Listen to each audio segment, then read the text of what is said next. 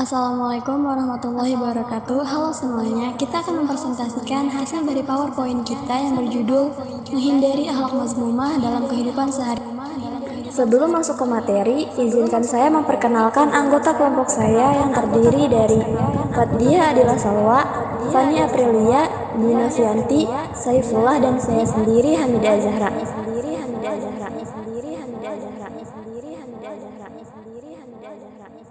Pengertian sikap hidup berfoya-foya. Berfoya-foya merupakan pola pikir, sikap, dan tindakan yang tidak seimbang dalam memperlakukan harta. Islam melarang perlakuan berlebihan atau melampaui batas, israf, dan boros, tabzir dalam membelanjakan harta. Keduanya termasuk perbuatan setan.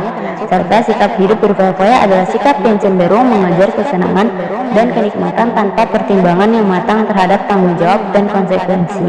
Dalil sikap hidup berfoya-foya Qiyas Al-Isra surat ke-17 ayat 26 dan 27. Artinya, dan berikanlah haknya kepada kerabat dekat, juga kepada orang miskin dan orang yang dalam perjalanan. Dan janganlah kamu menghambur-hamburkan hartamu secara boros. Sesungguhnya orang-orang yang pemboros itu adalah saudara setan, dan setan itu sangat ingkar kepada Tuhannya. Cara menghindari sikap hidup berfoya-foya. Pertama, membelanjakan harta sesuai dengan skala prioritas kebutuhan. Dua, membiasakan bersedekah dan membantu orang lain. Tiga, bergaya hidup sederhana. Empat, selalu bersyukur. Lima, bertindak selektif dan terencana. Enam, bersikap rendah hati. Manfaat menghindari sikap hidup berfoya-foya. Yang pertama, harta menjadi lebih hemat dan tepat sasaran. Kedua, meningkatkan rasa syukur atas apa yang kita punya. Tiga, melatih tanggung jawab. Empat, memiliki tabungan untuk masa depan karena hidup sederhana.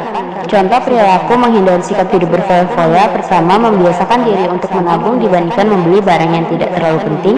Kedua, selalu membuat catatan mengenai barang dan kebutuhan apa saja yang perlu dibeli saat berbelanja. Tiga, membiasakan membawa bekal makanan dan minuman dari rumah dibandingkan harus beli di luar. Empat, daripada uang habis untuk berbelanja sesuatu yang sebenarnya tidak dibutuhkan, alokasikanlah uang untuk modal dalam mulai berbisnis atau jualan. Kelima, pilih barang sesuai fungsi dan guna pakai, bukan dengan harga yang mahal untuk menuruti gengsi. Takabur. Yang pertama, ada pengertian takabur. Takabur adalah sikap seseorang yang menunjukkan sifat sombong atau merasa lebih kuat, lebih hebat dibanding orang lain. Yang kedua, ada dalil takabur. Surat Al-Luqman ayat 18 yang artinya, janganlah memalingkan wajahmu dari manusia karena sombong, dan janganlah berjalan di bumi ini dengan angkuh. Sesungguhnya Allah tidak menyukai setiap orang yang sombong, lagi sangat membanggakan diri. Quran Surat Al-Luqman ayat 18. Ketiga, ada manfaat menghindari sikap takabur. Satu, semakin dekat dengan Allah. Kedua, mempunyai banyak teman. Ketiga, dapat mengendalikan emosi. Keempat, memiliki iman yang lebih kuat. Kelima, senantiasa bersifat rendah hati. Yang keempat, ada cara menghindari sikap takabur. Yang kesatu, selalu meningkatkan iman kepada Allah SWT. Kedua, menghormati orang tua. Ketiga, mensyukuri nikmat Allah SWT. Yang kelima atau yang terakhir, ada contoh perilaku menghindari sikap takabur. Kesatu, meningkatkan keimanan serta ketakwaan. Keduanya dapat ditingkatkan dengan meningkatkan ibadah. Selain agar tidak memiliki sifat takabur, orang yang beriman serta bertakwa juga akan memahami cara untuk menghindari diri agar tak berbuat dosa. Kedua, mensyukuri segala nikmat Allah SWT dengan memiliki rasa syukur di dalam diri. Hal ini kemudian dapat mengurangi keinginan untuk bersifat takabur. Ketiga, menyadari bahwa hidup ini hanya sementara sifatnya. Orang yang takabur juga kerap melupakan hal tersebut, sehingga lupa menyiapkan bekal untuk ke akhir.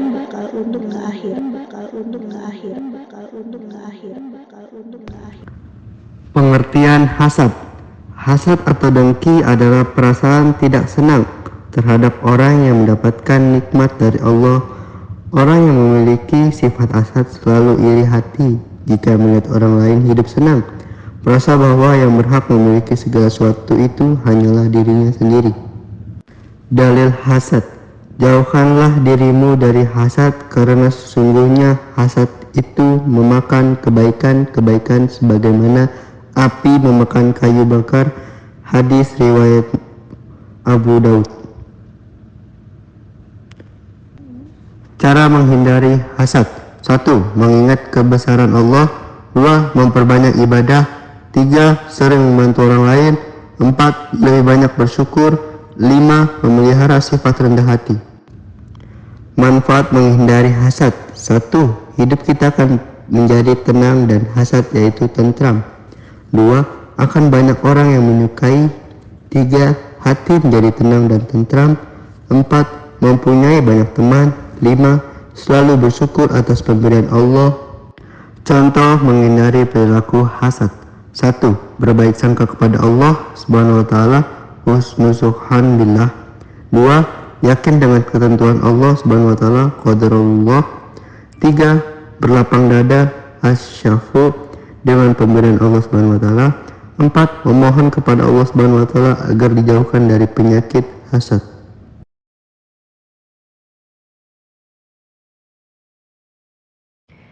Pengertian riya dan sum'ah. Riya dan sum'ah merupakan sifat tercela yang dibenci Allah Subhanahu wa taala karena keduanya dapat menyebabkan amal ibadah menjadi sia-sia. Secara istilah, riya artinya melakukan ibadah dengan niat agar dipuji dan mendapat penghargaan dari orang lain. Sementara sum'ah berarti memberitahukan atau memperdengarkan amal ibadah yang dilakukan kepada orang lain dengan tujuan mendapat pujian dan sanjungan. Seperti yang ada di surat Al-Baqarah ayat 264. Wahai orang-orang yang beriman, janganlah kamu merusak sedekahmu dengan menyebut-nyebutnya dan menyakiti perasaan penerima, seperti orang yang menginfakkan hartanya karena ria atau pamer kepada manusia dan tidak beriman kepada Allah dan hari akhir. Perumpamanya, orang itu seperti batu yang licin yang di atasnya ada debu. Kemudian batu itu ditimpa hujan lebat, maka tinggallah batu itu licin lagi. Mereka tidak memperoleh sesuatu apapun dari apa yang mereka kerjakan, dan Allah tidak memberi petunjuk kepada orang-orang kafir. Manfaat menghindari sifat riya dan sum'ah, yaitu terbebas dari api neraka, mendapat pahala dari Allah Subhanahu wa taala. Allah Subhanahu wa taala meridhoi setiap kebaikan yang kita lakukan dan amal perbuatan kita tidak akan sia-sia. Cara menghindari sifat riya dan sum'ah: memohon dan selalu berlindung kepada Allah Subhanahu wa taala agar dijauhkan dari penyakit riya dan sum'ah ini. Berusaha untuk menghindarinya, mengingat-ingat akibat buruk dari perbuatan riya dan sum'ah ini baik di dunia dan di akhirat. Usahakan selalu menyembunyikan dan merahasiakan amal ibadah kita. Latihan dan selalu mujahadah. Contoh perilaku menghindari sifat riya dan sum'ah: membiasakan diri bersyukur pada Allah, melakukan ibadah dengan khusyuk baik di tempat ramai maupun di tempat sunyi, senantiasa berzikir kepada Allah dan selalu berlindung kepada Allah agar kita dijauhkan dari sifat riya dan sum'ah. Sekian presentasi dari kelompok kami, kurangnya mohon maaf. Wassalamualaikum warahmatullahi wabarakatuh.